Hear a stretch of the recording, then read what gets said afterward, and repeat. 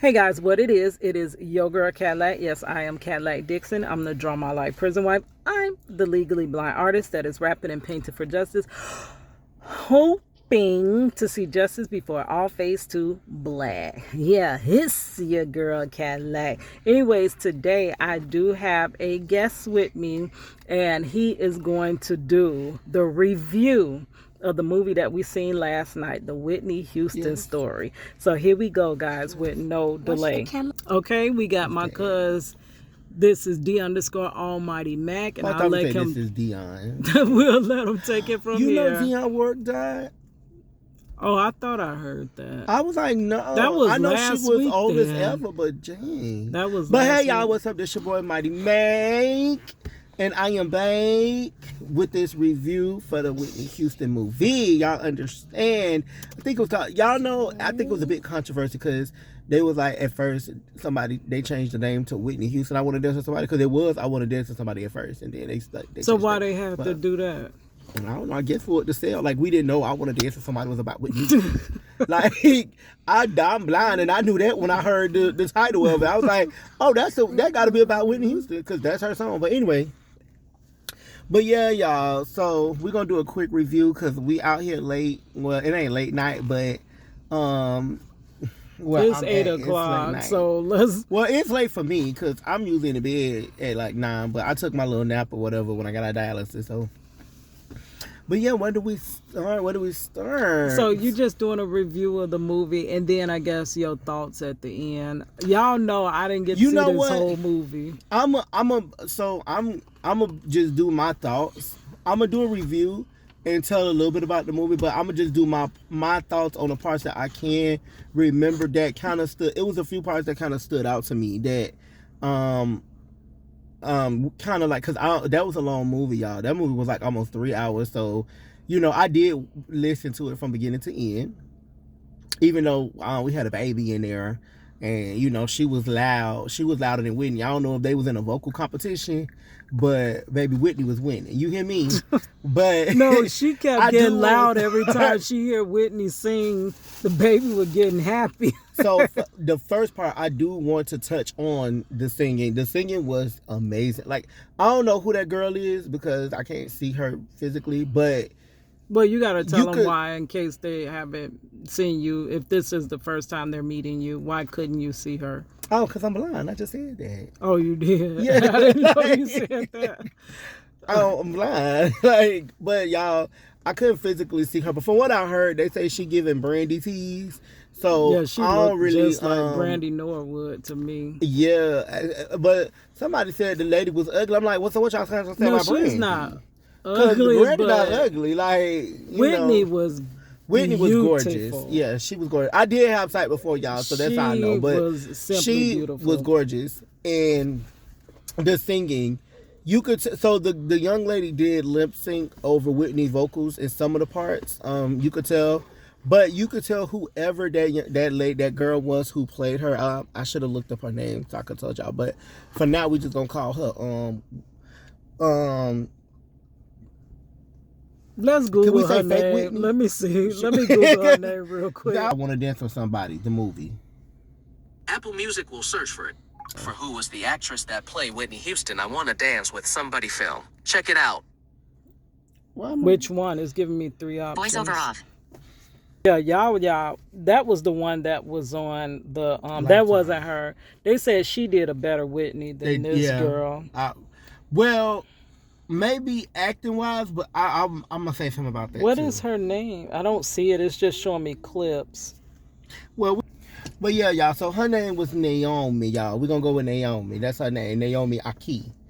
I might have said that wrong. But you could tell the way that she was acting in that movie, like I said, I couldn't physically see her, but just the way that she talked, the way she carried herself, the way she laughed, you could tell she embodied Whitney.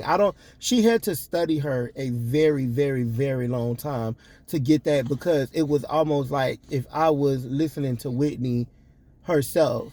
And I mean, her movements. It was just her face was not. You know how they said a butter face. Yeah. Everything cute butter face. But that's what they She's were not saying. ugly, but her face She's is giving just Brandy nowhere tease. near as gorgeous as Whitney. At one point, her jawline did look like Whitney, though. I promise. I think they should have.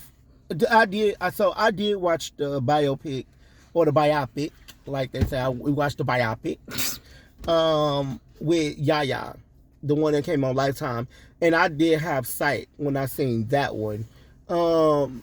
She did a really good job too, as far as like that one had a little more. That one touched more on the substance abuse versus her career. This one kind of touched more on her career versus the substance abuse. I mean, it was still a hand-to-hand show, but it was more of her life and, you know, very deep dug into her backstory. So it starts with her singing. Oh, she was singing. Her mom was giving her like voice lessons. XYZ, y'all know her mother, Sissy Houston, who she got to be 1,000 now. But she was giving her voice lessons and like, you know, teaching her how to enunciate her words when she's singing and have birth control, XYZ. Have birth control. Breath control. Oh, I'm like, what? So she went to the school and immediately she meets Robin Crawford. And she was calling her Rob. Like, I ain't never seen. Okay, that's neither here nor there. But she was calling her Rob. But so when I mentioned Rob, I'm talking about Robin Crawford, y'all, because that's who she was talking to. But you knew that she had just got done playing basketball. If y'all get what I'm saying, you know, she was playing basketball, and you know, back in the day, when girls play basketball, you know, they would get y'all, you get what I'm saying? So, you know, they became That ain't friends. Always true, though, because I played basketball, but continue on with this story. She played basketball. So, you know, and then so after that, you know, they introduced themselves and she was telling her that, she said her name was Whitney. She asked her what is her name. She said Whitney Elizabeth Houston. And that's when they got into the conversation about Whitney's mom. And she was like, yes, Sissy. She was like, so you telling me Sissy Houston is your mom? She said, yes. You know, she was like, Sissy Houston is my mom. Dionne Ward is my first cousin. And Aretha Franklin is my godmother. So they kind of gave themselves a little backstory there, introducing themselves to each other. And she was like, well, let me, you know, Rob was like, let me hear you sing something. And she was like, no, I guess I don't know if she was shy at first, but she didn't want to sing. So she told her, you know, I'm going to be performing with my mom to come see me here, or watch me on TV, XYZ. So they get to the club. Whitney and her mom is going back and forth. They're yelling at each other and they're arguing. I don't know what they're arguing about. You can't ask me because I don't remember what they was going back and forth about. I just remember the mom and Whitney. Yeah, I think it was something about the song because she was saying if you better do it right or something like that. No, they was arguing. Oh, that's what it was. She was like, she told Whitney, you think you're a grown woman and you want to talk like you're a grown woman and XYZ, and then instantly. So what it was, the guy had brought Clive Davis out to the club, and he was like, I don't know if he said the girl is not a looker, but her voice is amazing, or he said she has a model look and her voice is amazing. It was one or the other. I thought he said she's not she's not all that of a looker, but her voice is, at the beginning they kept saying the way she dressed wasn't all that and this and that. And so that's what they was talking about, but the mom had set that up. So she pretended that her voice was gone so Whitney could get out there and do her thing, like, you know, so Clive Davis can see her. So when she came to when Clive came to the set, like when she was performing, she was like, I need you to go out there and sing. My voice is gone. And she was like, well, you was just yelling just a few seconds ago. She was like, and that's probably what happened. And so, you know, Whitney got out there. She told her to do the greatest love of all. Which, that was my side jam. piece, I did not know that was a cover song. I thought Whitney did that song. That was my jam. I saw that in the talent show way back in the 80s. Did you win? Well, it was kids. It was just us in the room. So I think I won. I had to sing that song was my song. when we was in choir in middle school. When I was in a drama class, we had to sing that song every day. That's how I know that song. And I was like, I didn't even know it was Whitney Houston, to be honest. And then this girl was like, you don't know who sang that? I'm like, no. Like, I didn't know it no. was a remake, but But yeah, I that didn't was either my until I jam. seen it yesterday. But yeah, and so the greatest of all, she remade that song. But she got out there, and you could tell that the That's because she did it better than the original, probably. And then Naomi. I didn't know she did a Dolly Parton song. I'm sorry, Dolly, but Oh, I was yeah, I been Whitney knew that. slayed your song, Yeah, girl. I knew that a long time ago. But we gonna get to that one too. But all in all, like, so she got out there, she did the greatest of all. The young lady Naomi who sung that song, you could tell it wasn't Whitney singing that one, but her voice, it could have been Whitney, because to be honest, I didn't catch on that she was lip singing to some of Whitney's vocals until much later down the film. So I'm gonna have to go back and rewatch and see if she's singing it or she's just lip syncing to Whitney's voice. But I do know that I was listening to it, I was like, wow, she sounded like Whitney. So maybe that was Whitney singing in the beginning, because the interview that, I don't remember who was interviewing her, but I do remember seeing that interview on YouTube years ago, where her first time on television. So that was her first time on television singing The Greatest of All. So it goes to that, and the guy's like, how was she? Like, and he was like, she was okay. He was like, okay, like, just okay. He was like, no, my okay comes with a check. Your okay comes with French fries or something. I was like, oh, that's so disrespectful. But all in all, They long made story Clive short, Davis seem like a sweet little puppy dog. Like yeah. real nice and sweet and kind, but I done heard so many other stories about him, but Yeah. keep going. But long story short, we all know she ended up signing to Arista with Clive Davis. And, that's where I think the downhill battle started going, because immediately they started trying to change her look. Like her father immediately, he was like, we got to take a wig shopping. Like, I didn't even know that was a thing. Like, we got to go wig shopping? Like, that's some new stuff. Well, I guess it ain't new because it was in the 80s. But I guess that was a big thing back then, like the type of wig she had on. Because I heard that's why Diana Ross and Patti LaBelle Well, fell out in the over a 80s, wig. everybody had that big old hair. You remember Holly Robinson Pete? Mm-hmm. That big hair The one like that looked like that. Don Robinson from Everybody En had Vogue. that big hair Are back they then. sisters? I don't think they were, but they did always look alike. They did look alike. I thought And they then were the same one time person. when they was on Hanging with Mr. Cooper. Yeah, I thought that was the same person. But yeah, so immediately they start to change her look, saying they dubbed her America's Princess before she even hit the scene. So she had to follow that image. So Clive asked her, like, what type of music she into. She was like, I listen to rock, country, love. Music doesn't have a color. There's no white and black in music. It's just music. And he was like, okay. He was like, we're going to do everything. So the first song they tried to give her was Saving All My Love for You. That one's going to come back up, y'all. So she didn't really want to do that particular song at first. So he started playing more songs for her. And y'all know, of course, How Will I Know came about. And it would was it I Want to Dance with Somebody? No, I Want to Dance with Somebody came about. That's what it was. I Want to Dance with Somebody came about first. And she was listening, she was like, they got her, how can I say it without being disrespectful? You could tell the person on the other end that was demoing the song was Caucasian. That's all I can say. You could tell. You could just hear it in the music, the way it was being sung. And they showed that for a reason, because that's going to come back up. So they were showing that for a reason. So when she sung that song, she was like, he was like, you sure you want to do this song? And she was like, yes, because the song, oh, okay, I skipped over something. That's why this song is so detriment to the story. So when she got bigger, her and Robin ended up like getting into a kind of relationship. That's what I forgot to say. And when she signed to Arista, she wanted Robin to be her assistant. And the dad was like, no. Like, the daddy wasn't going for that baby. He said, your hair always this short. Like, that's what he told Robin, and she was like, yeah. Like, y'all, she played basketball. So, y'all know what I'm saying. He was like, her hair was short. So he was like, if y'all want the public to accept y'all, date guys, date young men. And she was like, I'm not doing that. So that's why I said, I have to give y'all that little piece of story to get back to I Want to Dance with Somebody.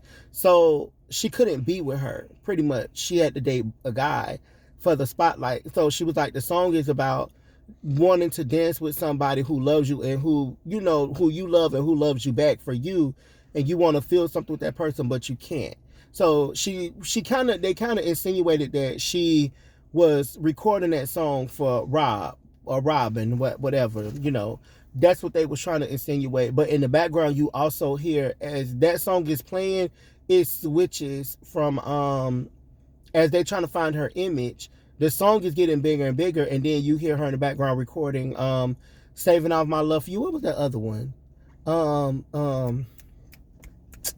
What's that damn song? What's the other one? Y'all remember it? When they was flipping from screen to screen, it was Saving All My Love. Oh, that Where Do Broken Hearts. Oh, yeah, that was my song, too. They was flipping between those two songs, like, letting us know that she did end up eventually recording those two songs.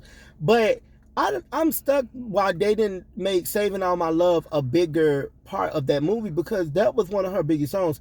Now, granted, it wasn't as big as I Want to Dance with Somebody and How Will I Know, just because she had crossed over into that pop world by that time, and Saving All My Love was R&B, but that was one of her biggest R&B songs. So I think they should have... Well, for her to be as big, I'm from the 80s, so I was alive and knew about the 80s. For her to even been on TV, she had to go pop, because remember back then BET, I think, basically just started, and it was only like a little bit of like that new school, that old school, I'm sorry, I'm saying new school, that old school hip hop. But if you wanted to be on MTV, you had to do pop music. Yeah. They did not play like regular R&B singers on MTV back in the day, or VH1. Oh, that's funny. Unless you was Michael Jackson, unless you were Janet Jackson, Whitney Houston, and that was about it, and maybe Sade. But Sade was only on VH1. She wasn't even on MTV. But go ahead. But yeah, y'all. So after she had and Tina Turner. She had got her big success. MTV. But when it came down to it, long story short, because like I said, I can't go into full movie because it's a lot to unpack there. But yeah, we only got about another 15 minutes on the recording. So when it came down to it, long story short, she did the I Want to Dance with Somebody track, and the audience was not well receiving her. The black fans, they wasn't receiving her because they was like, you're selling out. So she wasn't accepted. Like, long story short, she wasn't accepted by her own community. Then when she switched over to the black community, she didn't have support of the Caucasian side anymore. So she was just like, look, I just want to do movies. I don't even want to sing. I just want to do movies, because it's like I can't please everybody. So that goes into her ended up. Oh, I did not know she was with Jermaine Jackson. I didn't know that either. But I did not know she was up there sleeping with Jermaine Jackson. They said you done went from Jermaine Jackson, like he was just upper class, all the way down to Bobby Brown. Robin said, yeah. But Robin was mad. But you could tell Robin was just like mad the whole time, because she always had been in love with Whitney. You could just see that and you could tell Whitney loved her too. Like, just throughout the movie, you could tell, just like the little conversations they was having in between each other, but it was like forbidden. They couldn't be together because of that time. Y'all know that time back then was different. It's not the way it is now. And so she ended up finding out, that her dad was stealing all her money.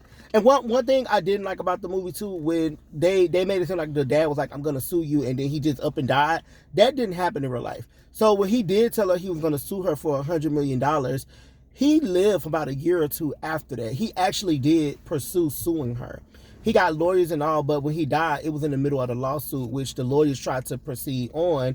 to continue to sue her for that amount. But of course, they lost the case or whatever. But he didn't just up and die like right after that. So that part was kind of fictional. I guess they at the same time, but you might as well gave the whole tea since the movie was 8 hours long. You might as well threw that up in there.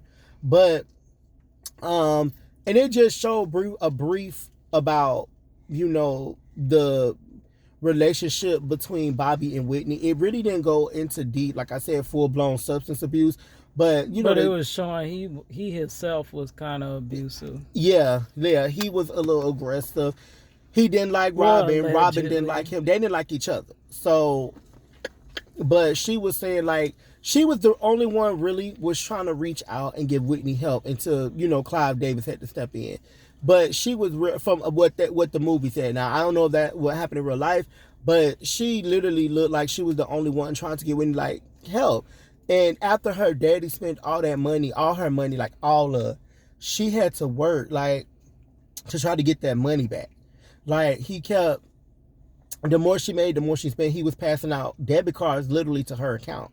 Like, and it kind of broke her heart because she was a daddy's girl. Like, she really loved her dad. And in the movie also insinuated that her mama won there. Like, her mama won there 90% of the movie. She came in about the middle to the end. She was there in the beginning.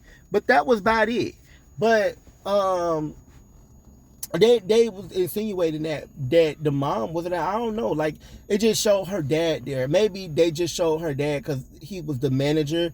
But you could tell like he was misappropriating funds for her, like stealing, and she had to go on this tour. And Clive Davis was like, "You can't do this. You need to rest. Like it's too much on you. You're gonna hurt your voice. You need to rest." Because Whitney's like, "I can't. Like pretty much, I can't rest. If I rest, nobody eats. So I have to do this. I have to go out and do this. I'm gonna be okay." So she went out and did it. I think she ended up collapsing, if I'm not mistaken. She collapsed because I remember the ambulance and stuff throughout the movie that was there. Oh, and then she found out that her father was cheating on her mother. Yeah, he was cheating all the time. He was up in there with that. Yeah, he was cheating. I can't say what I want to say, but he was cheating, and it is what it is. But he told her, I'm the manager. You're gonna do what I tell you to do, and she was like, no. But she did kind of tell him on his deathbed that you fired. I mean, like, baby, like, you ain't coming out of this, so I got to let you go. But she fired him in the hospital and hired Pat Houston. Is that her auntie? I don't know, some relation. Oh, well, whoever. I don't know their history that well like that. Well, whoever Pat is, she put Pat, and that's why he wanted to sue her. Because he was like, you can't do this to me, but you done spent up all my money. You got to go. Like, I would have fired Daddy a long time ago. Because ain't no way. And that's where I had to go out because I had my granddaughter and she was trying to sing along with Whitney Houston and them folks wanted us to get out of there. So we go wrap it up within the next 10 minutes because I'm gonna run out of. Well, let me just get to one of the biggest things that really stood out to me in the end. That it kind of like what I didn't like. I'm not gonna spoiler alert, y'all. I did not like the ending, the way she passed. Because it kind of insinuated that she unalived herself.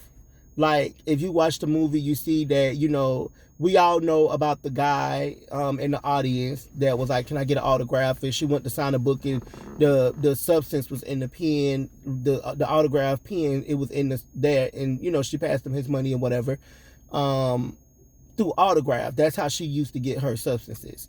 So when she was in the hotel, she's sitting in the bathroom and she was under so much pressure because the last couple of performances was like kind of bad. Her voice, you could tell her voice was not the same, and she knew that. So she was in the bathroom and she was, rolling up the dollar bill, getting ready to take that last, hit or whatever. That's one thing Kristen did say. Why didn't they put time dates? Because most movies take you through the story with telling you the dates. And it was all over the place. See, I knew because I lived through it. So I knew the beginning, the end. So I'm thinking that was around the 2000s. But that would have been nice for them to put that in there. So because my daughter watched that movie and she knows who Whitney Houston is, but she's trying to go back and learn of who she is.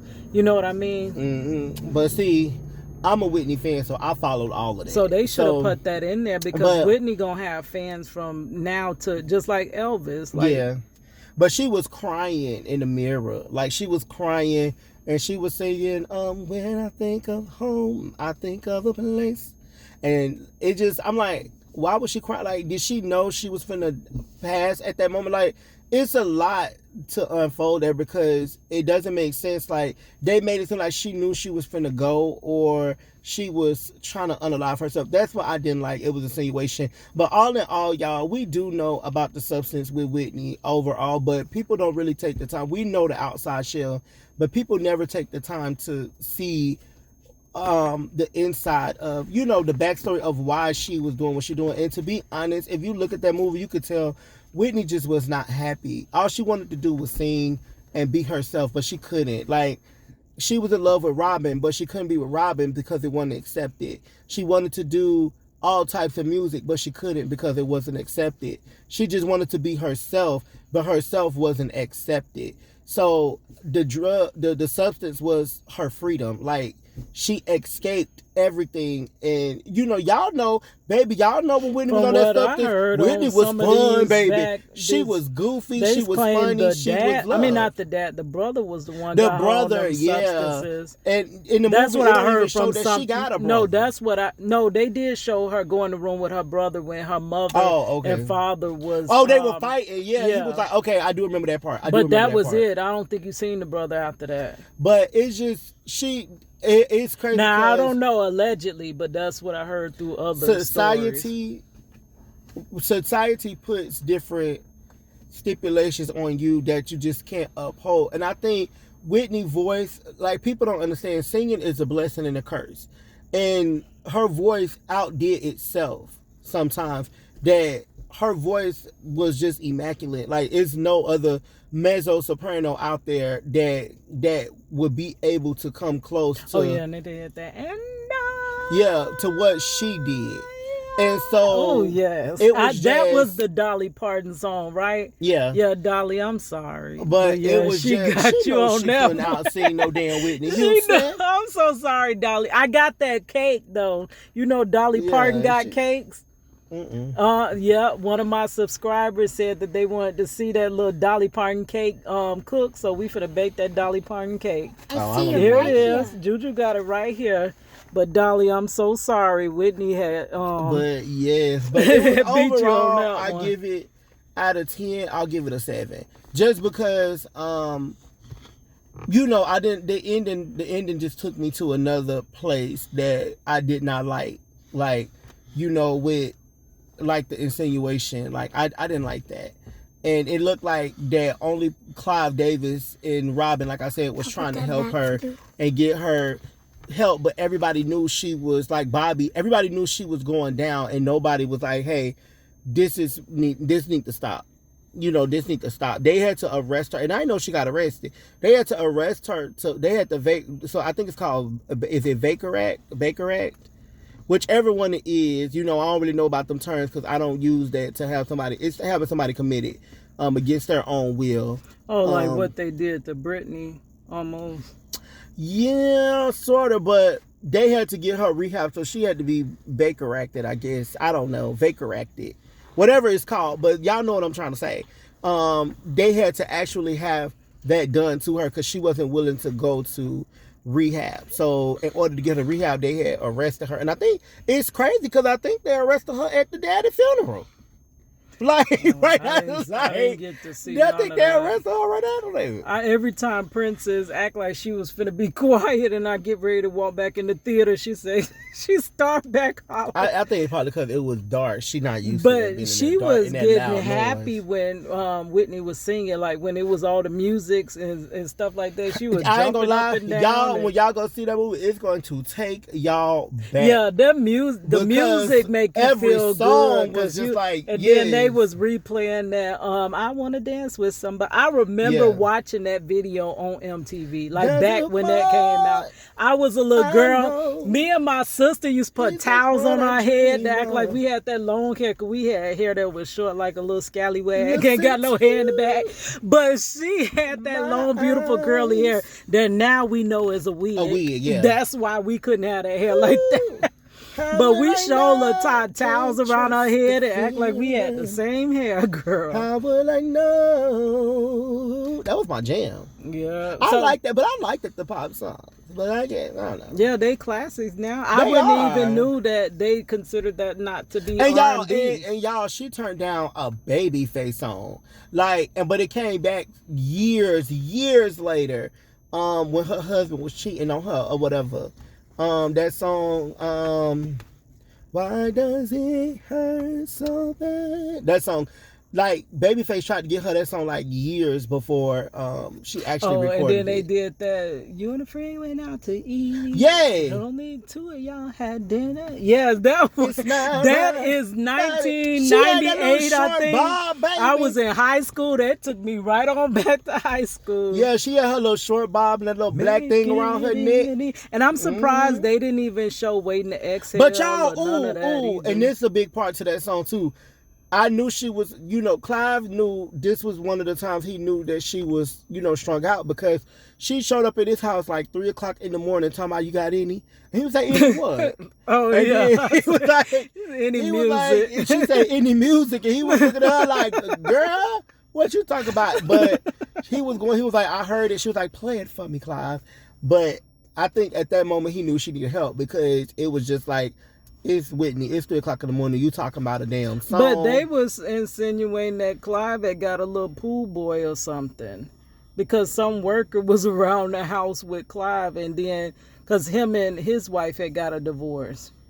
And what that's you trying what to say? they was looking out the window, because remember But when she say pool boy, what you say? That's what do you think I'm saying? Just like she wanted to be with Robin. Oh. He had a little pool boy, a little work around the house. 'Cause I was like, I'm and she was confused. like, what? But I think you would have had to see that, because it was very like subtle. Oh, okay. But okay, so thank you guys. Thank you, cuz, for recapping it. Because when I try to review movies, I don't remember nothing. Yeah, because there's a lot, but that movie just too long to go into every single thing, because I remember all of it. And when she sang that national anthem, baby. Oh, yeah. And Whitney went out there with that little thing on her jogging head, and she suit, said, yeah. no, I'm going out like this. Can I just be me for once? Because like I said, y'all, she always wanted to just be herself, and they wouldn't allow her. She was like, no, I just want to be me. But we all wear tracksuits back then. Salt and Pepper wasn't the girliest of girls. And So she was why was sweating it? and shaking. I don't and know why stuff. they wanted her to. I guess because they said she was a princess. Yep, and she said, Daddy, I'm not your princess. I'm not your princess anymore, Daddy. I say, yes, stand up. He done spent over 10 million. She say, I made millions and tens of millions. I'm like, damn, that's a lot. I ain't know. I don't know if that's correct. Tens of millions. I don't know. I ain't never made that type of money to be knowing if that's the right way you said it. So I don't know. But she made it, so maybe it is correct, because it wasn't like she was, dumb or anything. She was very smart. All right, guys. Thank you for joining us. And Juju back there in the back. He just, It's your boy Cadillac. it's your boy Cadillac, and it's your and girl Dots. Cadillac. And sorry. No, me and Money, we gonna do that Dolly Parton cake. All right, what that guys. mean? It's your girl Cadillac. From scratch.